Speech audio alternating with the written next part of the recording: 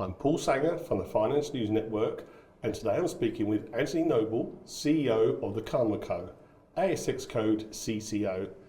They are a leading ASX listed company committed to becoming the first dominant kava company worldwide. The Kava Co has been making waves with its high quality, sustainable kava products, and we're excited to discuss their innovative approach to the market, recent financial performance, and upcoming product developments. Anthony, welcome. Thanks for having me. Well, let's get straight in. Maybe you can start by sharing a bit about the Kava Co and its vision to become the most dominant kava company in the world. Keen to hear what drives the mission to provide the highest quality kava products, and how do you see consumer acceptance evolving around kava's recreational and therapeutic benefits? Yeah, so we often describe the company as having sort of two missions: changing minds, as in making people feel calmer here in the Western world, and helping people to be healthier, drink less alcohol, and get all those benefits of kava. And then we also talk about changing lives in the Pacific. So we have a fully integrated supply chain to farmers in Fiji, where we pay a really fair price and a fully transparent supply chain. So we think about it as we're bringing all those benefits and calmness of kava to the people in the West and changing their minds. And then in Fiji, we really are changing the lives of hundreds of Fijian farming families who are selling their kava to us at a really great price, and we engage with those communities really deeply. So it's a win-win. So people often talk about the Vulvale family relationship between Australia and the Pacific Islands, and I think the Kava Co is probably the leading company in terms of really doing that, not at an aid level, but at a real business level, and developing real long-term business relationships in the Pacific, as well as providing a great product that people love. And it's interesting, we were chatting just before that, like me, most people's experience and knowledge of kava is family holidays in Fiji, around a bonfire at night, and this strange drink is brought out and a ceremony. But it's obviously very clear that kava has a lot of qualities, and you're putting those to use. Yeah, it sure does. And I think most people do encounter kava for the first time during a holiday. It's part of the reason why we invest a lot into the airport and tourist channel in Fiji. So we're the dominant player with our Fiji Kava brand in all the airports and all the high-end resorts there. So we want Fiji Kava to be the synonymous brand for people discovering kava in the Pacific. But I think some of the misconceptions around it being something that could be dangerous or might send you on a psychedelic trip have been dispelled. It's a product which is often described as a sober psychedelic, or a very safe to use product. It's you retain your mental clarity, but you feel relaxed. So probably chemically most similar to the benzodiazepines, drugs like Xanax or Valium. So it is a tranquilizing sort of feeling, but a very mild feeling, and most akin in its use in Fiji to the recreational use that we have for alcohol here. So on a Friday night in Suva or Nandi, you'll see people gather around the kava bowl, watching the football, socialising in that way, in the same way that we might go to the pub on Friday night at the end of the week. So it is a recreationally used product. It's very, very safe, and in terms of its health benefits, there's a lot of evidence there. So there's around about more than 11 or 12 clinical trials now using kava for anxiety disorders, and showing that there is a significant benefit for people with mild to moderate anxiety in reducing those symptoms when they consume the kava. So, a safe natural medicine, and we think that there's a lot of benefits compared to alcohol in terms of the low calories and no hangover and not dehydrated, and the list goes on. I hear you loud and clear. And look, clearly, it's big business. This year, Kava reported a significant growth in sales. I think FY24 sales up 142% from FY23. Yep. What factors contributed most to this impressive growth, and how do you see the company's financial trajectory going into 25? Yeah, so look, we are more than doubling the business year on year. We've found a very sweet spot for how we market the product, mixing both e-commerce and now moving more into retail, keeping costs under control. So our target is to double the business every year, keep costs under control by around under 20% growth. So we more than exceeded that last year. We've reported a $2.3 million quarter for Q1 this year, which is more than half of last year's revenue. So well on track to more than double the business this year again. And it's really been about teaching people about kava. We invest a lot in marketing on social media. We also have a very strong partnership here in Australia with Coles.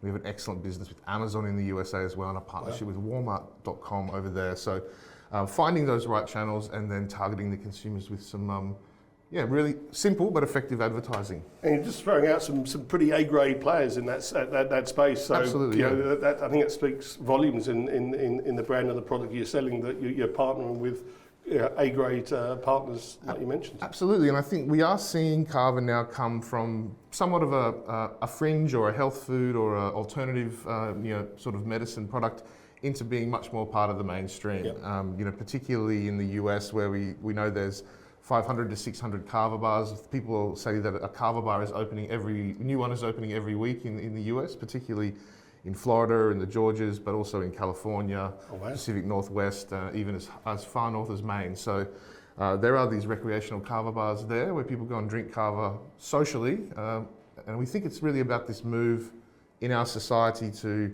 being more sober, being more natural, health and sustainability.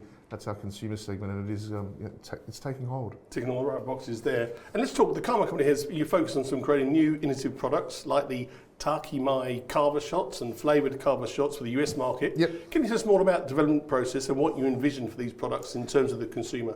Yeah, so in the US, unlike Australia, we're able to sell flavoured kava products and formulated products. In Australia, we only sell a pure kava powder and a cold pressed kava juice, and that's a function of the regulations here, which mean that we need to do that. We're the only company in the world that can produce a long shelf life cold pressed kava juice. We've got a proprietary technology for that. Sounds delicious.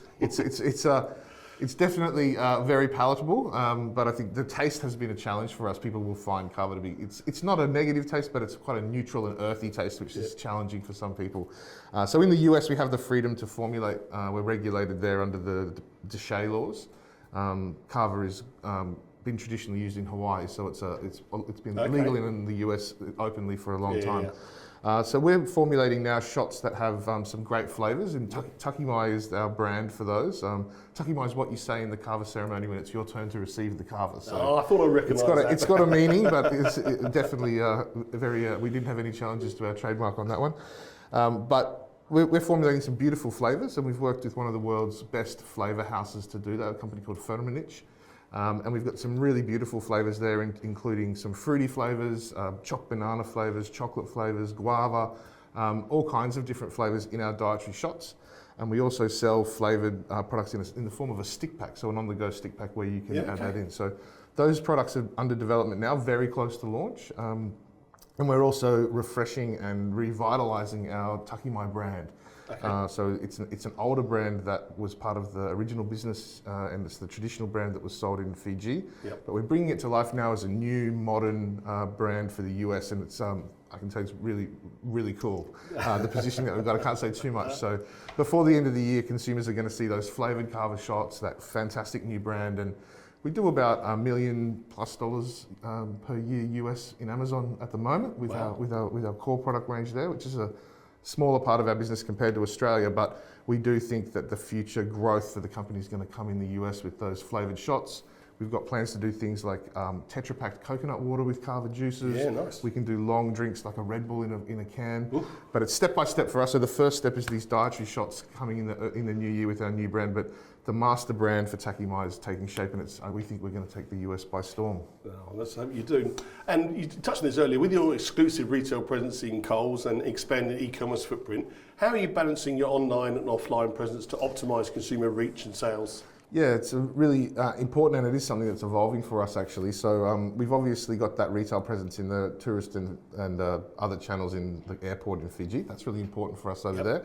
But in Australia, what we've seen is we went from having a mix of our e-commerce online sales being around about 80% of our mix and Coles being about 20%. Yep. Coles expanded our ranging so that we now encompass almost all Coles supermarkets in Australia with our products, which is great. But as our advertising's come up, and we advertise around about $8,000 to $10,000 a day online, and we also do billboards and digital panels in supermarkets targeting the Coles, things like that. So as that's come up, we've actually seen that now Coles is turning over at the cash register about as much as that we sell online. So for us, it's about 25% of our business at the wholesale point. But in terms of product volume, it's about half and half. We can go into other retail shop locations now. So we're turning off the shelf very fast in Coles. We've got the kind of retail performance that should allow us to enter other supermarkets. Yep.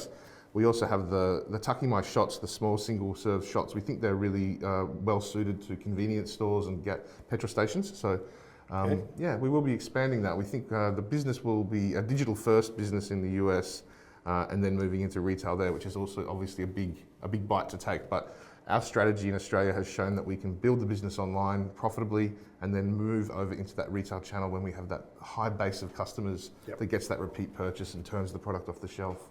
Gotcha. And as we touched on, you know, e-commerce now accounts for a significant portion of your sales, with platforms like Amazon USA, Walmart.com, and Shopify playing a central role.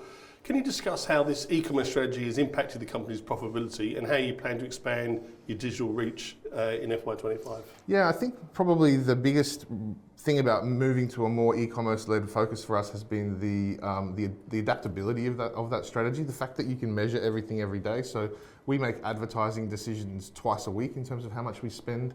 We're running at any given time, 10 to 20 different ads over the course of a month. We might run 100 different ads, and we measure how those are working. So the ability to optimize the way we present the product and to optimize how much we're spending through times of year. We're coming to Black Friday and Cyber Monday at the moment, which is a big e-commerce period. So that flexibility has been really important, that ability to measure.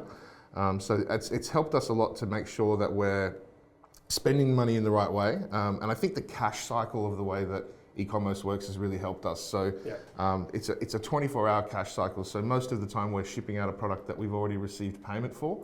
You're not waiting for 90-day payment terms from some retailers that do things like that to you. We're lucky enough to fall under the small business category for the grocery code of conduct with Coles, so we get paid in 14 days by them.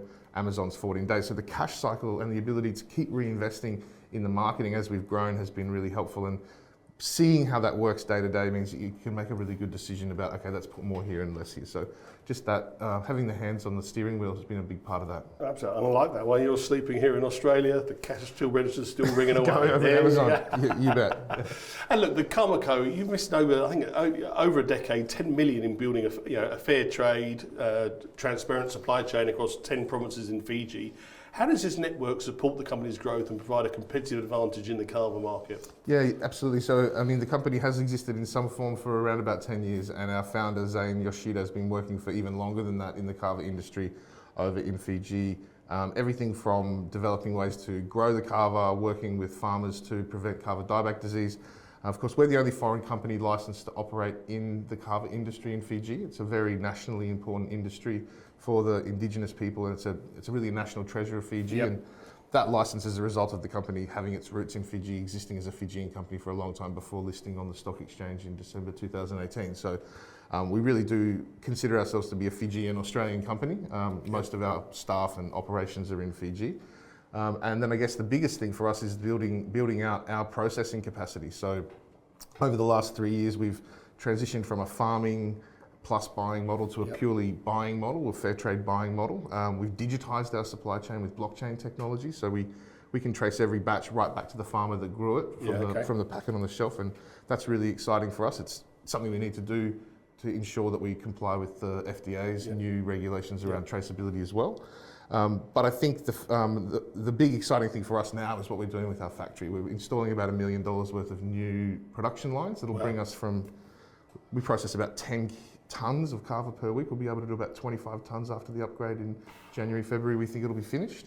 It's a big increase. It's a big increase. It'll take the company's, will take us from sort of where we are now, running at about 10 million a year run rate, sort of well to 25, 30, even higher than that. So it's going to get us through the next horizon of the business.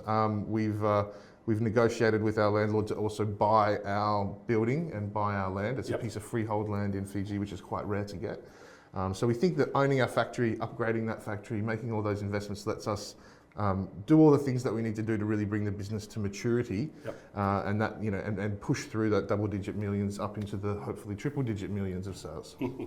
And look, with a strong supply chain in place, how do you maintain sustainable practices, and what kind of feedback are you receiving from the local Fijian communities and farmers? Yeah, I mean, in the end, farmers are small business owners, and that's how we sort of see things. So we're getting very good feedback. We pay a little bit more than everybody else does in the market at the farm gate, and we are able to do that because we're a company that doesn't deal with any middlemen. So the kava industry has traditionally been dominated by middlemen who pay a low price to farmers, Yep. sell for a high price to the companies and take all the profit. So we only deal directly with farmers, we never deal with traders. Yep. So it means we can pay the farmer more but still have a cost of goods advantage at the processing point. Yeah, So it's gotcha. it's a lot of work. Yeah. We have a lot of sourcing officers out on the ground, finding new farmers. We sourced from about 300 farmers last year. We've got about 2,000 on our database. And we work very strongly with a couple of bodies over in Fiji with the farmers. One of them is the Aitake Trust Fund. So Aitake is the indigenous people of Fiji. Yep. So we work with the Aitake Trust Fund board to put programs together, and they put farmers into cooperatives for us so that our minimum order Yeah, okay. volume can be met by a group of smaller farmers. Yep. And we've got a partnership with what's called the Tutu Agricultural College, which is the biggest agricultural college, educating and bringing kava farming practices to young men, who then become small business owners. So we're working with them as well very Fantastic. strongly. Things like when people graduate from the college, taking their first kava harvest and paying them in the form of building materials to build a house for their family. Fantastic. So it's really, we're very strongly engaged. I think nobody in the industry has those linkages or gives as much back as we do. Yeah, that's great, great insight. And I understand there's significant upgrades coming to your production equipment in Yes. November, including automated packaging lines and a quality assurance lab. Can you explain how these upgrades will enhance product quality, efficiency, and production capacity? Yeah, so we're literally installing a full new production line alongside our old production line. So we'll remain in production, but there will of course be some slowdowns installing new machinery. But particularly we're investing in a lot of drying technology. In the end, we're bringing in green kava and we're drying it. Yep. And keeping a nice dry product gives us a nice long shelf life. So we're investing a lot in a beautiful new drying technology, which I've been told not to specify exactly what it is, but it's amazing. And we're also working on fully automating everything downstream from that drying process. Okay. So effectively what we're doing is bringing things up to that full gold standard level, removing the human intervention, Yep. which lets us standardize things more. And then in terms of my area, the scientific stuff, we've got a big upgrade coming to our lab. So one of our biggest costs is actually the quality testing of the product. So Yeah, okay. we conduct multiple tests on all of our products, everything from the moisture to all the different types of microbiology testing, and of course the active drug quantification and standardization, which is through a technology called HPLC. So we'll be implementing a lab to do all of those things. It is a big cost on the business. The lab pays itself back in less than a year, so it's going to be really a big win for us cost-wise. Also building some jobs there for scientists and analytical chemists in Fiji, which is great. And no other commercial company really has the capacity in Fiji to do it, and there's a great need in the industry for it. So we think it could even be a little profit centre for us, providing that testing service to other kava companies and bringing the industry standards up altogether. But overall, we're investing about $1 million in the upgrade of the factory and the lab, and buying the property is going to cost us about $3 million. But that investment is going to be, a balance sheet investment, and the payback period of everything is less than a year. And as I said, it brings us to that ability to do everything ourselves and push the company into those double-digit millions and beyond. Yeah. And look, given kava's unique health and wellness benefits, which you've clearly outlined, how is the Kama Co working to increase consumer awareness and acceptance of kava, especially in markets like the US and Australia, where it's still relatively new? Yeah, absolutely. Well, look, it can be challenging in the regulatory environment to communicate the benefits. It's a difficult thing for us. We've got a product that has significant clinical trial evidence, has some very potent pharmacological actions, but is regulated in Australia as a food. So we have to be limited in what we say. So we say things like calms and soothes and relax at the end of the day, when we know what's happening is that this is a product that's interacting with the receptors in the brain, giving people those increasing sleep, reducing anxiety, having all these health benefits. So we try to say as much as we can about that. We've got some great clinical papers that have been developed by our scientific partners that we can share with people as well. But overall, I think the most important thing for us is to get people to try the product, because when you try the product, you really feel it, you get that benefit, you sleep better than you have in years, you stop drinking alcohol for a period of time and get all 5 calories compared to 300 calories in IPA, you definitely see the difference on the waistline as well. So I think getting people using the product's actually the best evidence that we can give to them. Well, you've done a good sell job on myself. I'll be definitely be testing some of your products. And look, just to finish off, as you aim to make the Karma Co a global leader in kava, what are the main milestones and goals for the company over the next few years? Yeah, the big focus for us now is going to be to launch those flavoured products into the US. So to build our Amazon business in the US into a broader business there through e-commerce first, launch those new Takimai flavoured range of products and really make the ready-to-drink segment of what we're doing a bigger part of what we are selling in both Australia and the US. And that leverages our production capacity, our processing capacity for the maximum ROI for the investor as well. So I think that's going to be really laser focused for us on getting our new factory online by early next year and executing on that launch of the Takimai flavoured kavas into the US. And I think for us, that's enough to see us at least double our revenue next financial year. That was double, I heard. Yes, and maybe then some on top of that. Look, Anthony, thank you for sharing these insights into the Karma Co's impressive journey and vision for the future. And we look forward to seeing your continued success and innovation in bringing the benefits of kava to the global audience. Thank you. Nice to talk to you, Paul. Thank you. Cheers.